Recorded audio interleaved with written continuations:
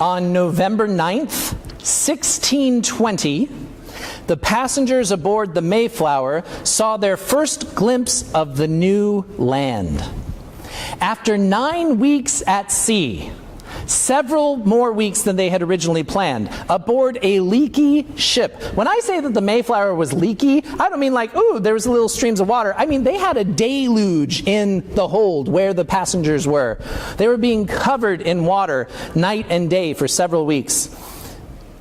After 9 weeks of sickness and food shortages, after a long and frustrating journey during which 2 of them had given birth, and during which 2 of them had died. After this 9-week voyage, the Pilgrims saw land in sight. The water smoothed out for the first time in weeks, and for them, the worst was over, and their arrival in their new home was imminent. They all gathered on the decks of the Mayflower to gaze out and see this brand new land. They had cool November breezes wiping away their tears. All seemed ready. All seemed achieved. They were elated. But there was one person among them who didn't share their enthusiasm, and that was the captain of the Mayflower, Christopher Jones. Jones worried they were actually facing their most perilous moment yet, because he knew a couple things that the others didn't. The first thing he knew is that they were in the wrong place. The charter that the separatists had been given to set up their new colony, it was designated for land that is right in between what we nowadays know as Rockaway Beach and Staten Island. And the land that they were actually gazing at from the deck of the Mayflower was Cape Cod, several hundred miles north of where they were supposed to end up. The only reason why Jones knew this and they didn't is because he had some people in his crew who had sailed to America before, and they said, yeah, that's Cape Cod. We're not where we're supposed to be. Which brings me to the second thing that Jones knew that nobody else did that made him very concerned.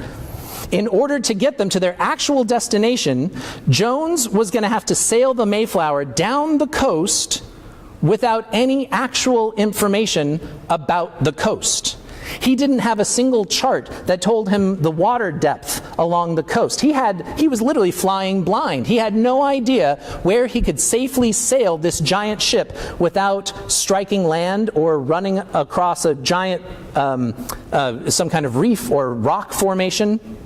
He had no idea. As Nathaniel Philbrick writes in the history of this event, while the Pilgrims were jubilant and already celebrating the end of their long journey, Captain Jones worried they were entering the most perilous moment yet, and he would get little sleep until the Mayflower was quietly at anchor.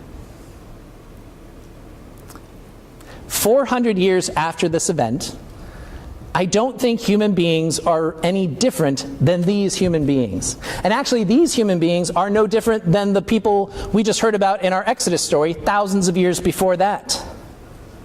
All humans are on this ship together. We're all out on open ocean in this planet called Earth. And we spend most of our time focused entirely on the surface. Our attention gets fully absorbed by the latest threat, the most recent crisis, and we are ready to cheer and celebrate at the slightest sight of the promised land. But then there are a few among us who are aware of a deeper reality, just beneath the surface.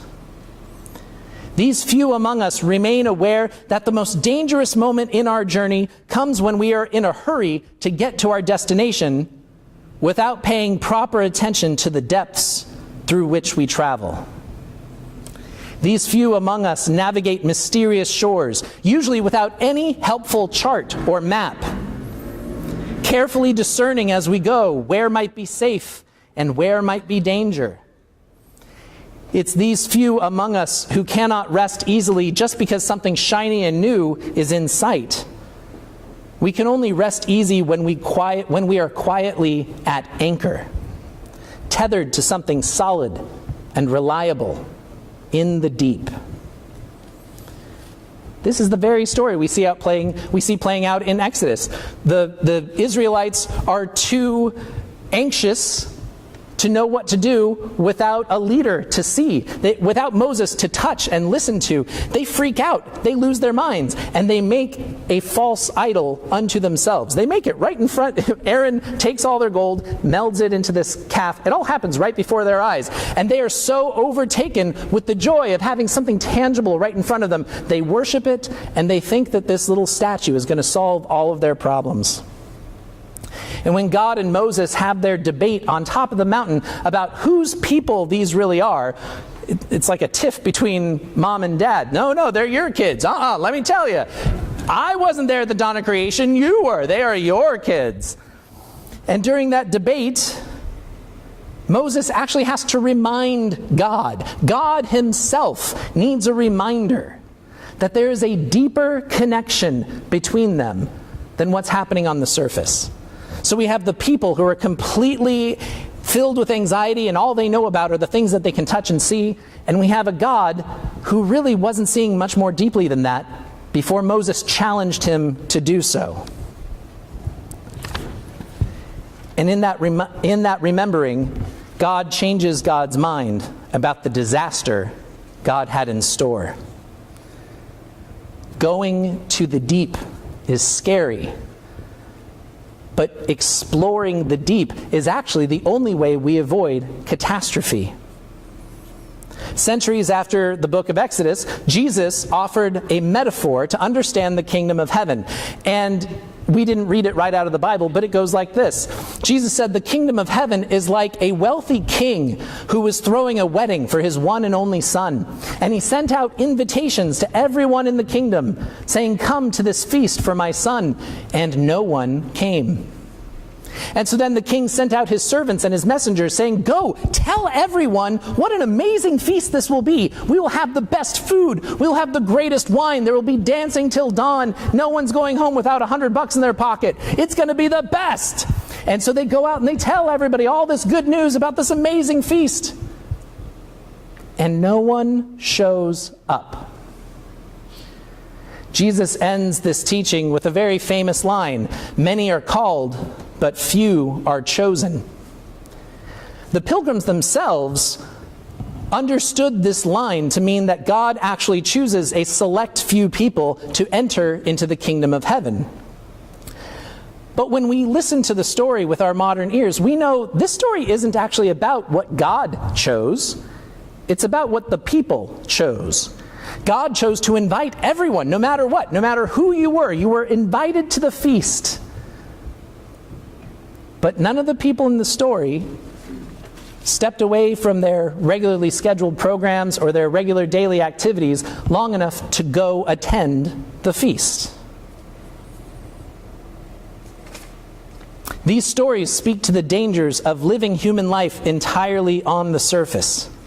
If we only focus on what is right in front of us, then we literally don't know how to choose between a waste of our time and feasting in heaven. If we are only focused on the surface, then we will give our allegiance and our lives to any shiny object, even if it's powerless to truly save us. Even God has at times needed to be reminded of the deeper, more ancient forces at work in this universe. Ancient promise, historic commitment. And it is only this deeper understanding that helps to avoid calamity.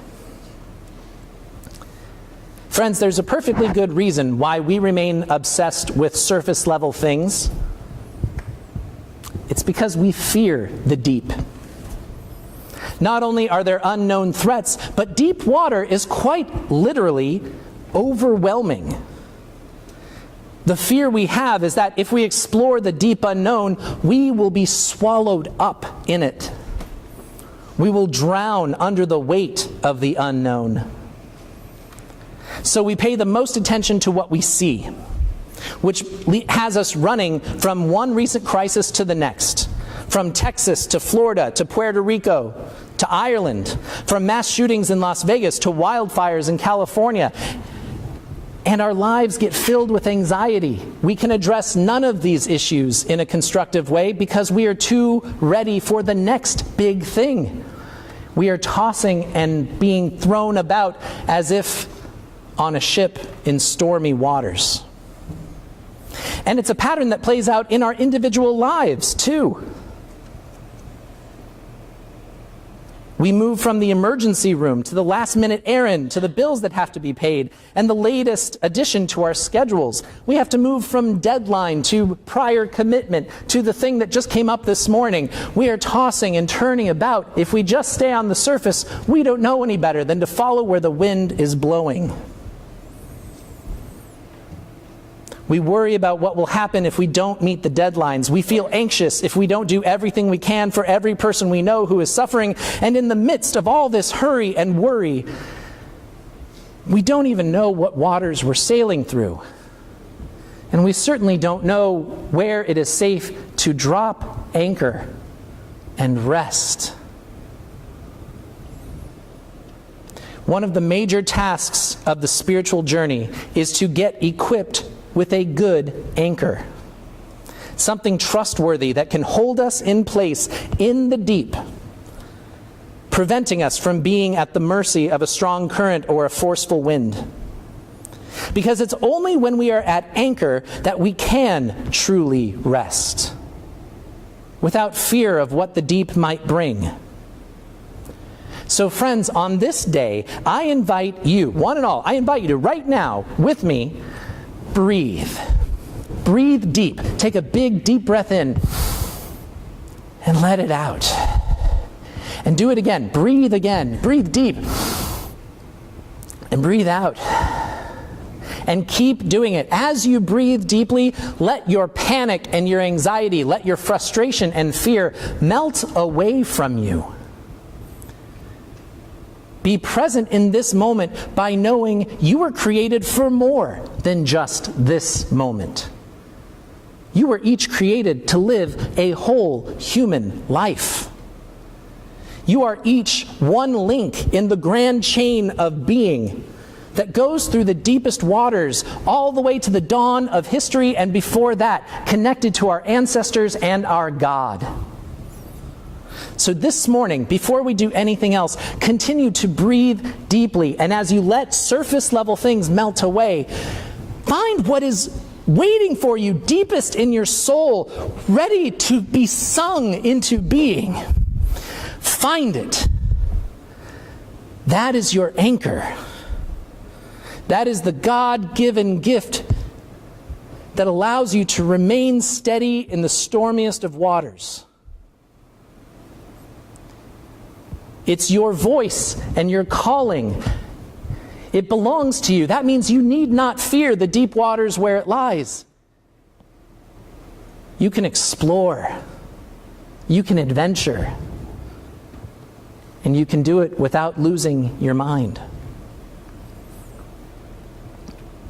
There will be more storms and more calamity.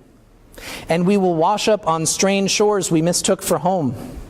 And if we have the ability to look and understand deeply below the surface, we will be able to cry together and laugh with one another and say, "Oh my, we have been here before." Last night, here in our own community, there was a feast. It was filled with laughter. It was filled with old friends and new neighbors, people of all ages working together side by side to serve one another dinner, to warmly welcome one another, to rest and to celebrate. The result was more than 100 people who enjoyed a delicious meal and went home with full bellies and warm spirits, and more than $800 raised for a local charity. Friends, if we look deeply, we can see the difference between just another thing on our calendar and a heavenly feast. And there are always those invitations hidden right here among us in this community. All you need do to accept that invitation is to hold on to our anchor and begin to explore the deep together. May it be so.